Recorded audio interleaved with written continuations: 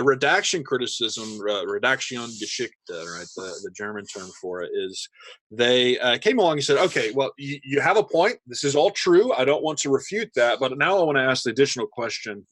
How then was this brought into the whole full text that we have today? So it's no longer just about the pretextual question, but actually about the text itself, and how did this text come into being? And so, redaction, or the work of the redactors that they propose, are those who then took these disparate sources, identified by source criticism and form criticism especially, and brought it together into the text as we have it today. So the terms that they'll use frequently for these discussions is diachronic versus synchronic. Right.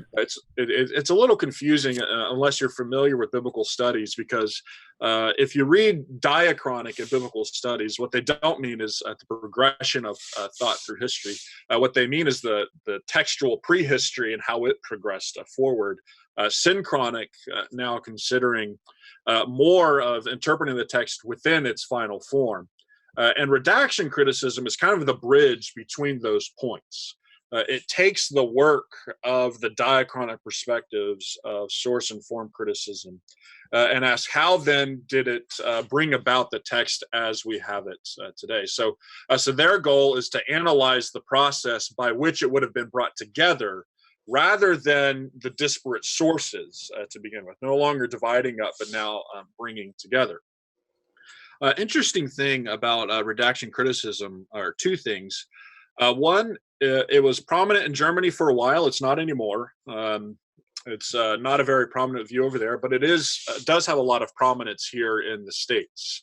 It's especially used by some, I call them moderately critical evangelical scholars. For example, H.G.M. Williamson might call himself a redaction critic in using these things, and they do so because it has much more of that syntextual perspective in mind, and trying to view the text in its final form.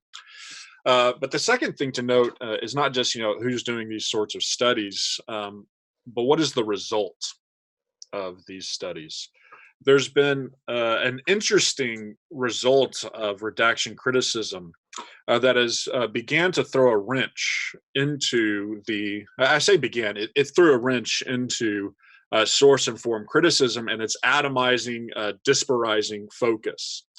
And that wrench has been termed the disappearing redactor. Mm-hmm. And the issue goes a little bit like this.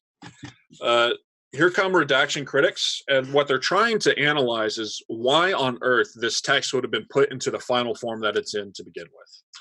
And so in order to address that, they begin making literary arguments and trying to see how these sources all work together to make a single coherent literary piece.